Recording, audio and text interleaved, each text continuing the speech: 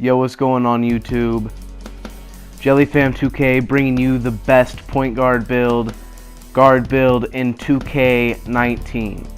Now, I know there's been a lot of discussion throughout the year about which build is better for a guard. Usually people either go with the play sharp, primary playmaking, secondary three-point shooting, or the shot maker, primary shot making, secondary playmaking. Those are the two main builds that people usually go with. And this build is going to be one of those builds. Now, I do have both of those builds, so I have used each build a little bit, tested some things out, and I'm not just coming at you guys with a little bit of information. I'm coming at you guys with the most information with this build. And I can guarantee that this build will be the best if you are a guard in 2K. Now, the school and the jersey number, they don't matter obviously. The handedness, you can just choose whether you like to shoot with your right or left. I always go right because that's what I use in real life, but it's up to you. Now, one of the biggest discussions is, should I go point guard or shooting guard? This year they actually changed the badges depending on the position, so we're going to check out each of them. So first we're going to do point guard. Now, the build that I am going with for my primary guard build, like I said, I have both, but it's going to be primary passing and ball handling, secondary three-point shooting.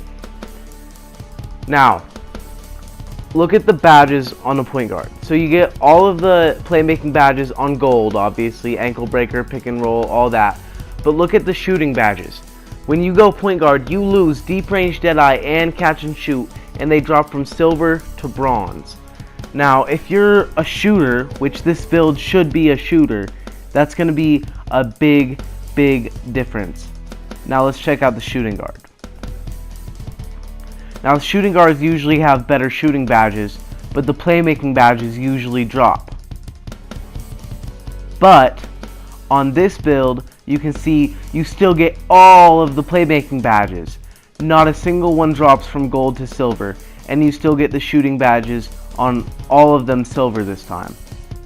So as you can see, you lose nothing by going with shooting guard, and you gain 2 silver from bronze shooting badges, and these badges are important. These badges are some of the most important shooting badges, and that's why you wanted to make this build, was to shoot. Now the height. Go with 6'6". If you go with 6'4", you will be a midget. You won't be able to play defense unless you're really good at defense, which I am not. And you won't be able to dunk. You will get blocked all of the time in the paint, unless you're just a goat. But this is the best build to make. Now the weight you want to go with, I was thinking about making them 190, but I decided to go with minimum weight just to get that extra speed, the extra quickness.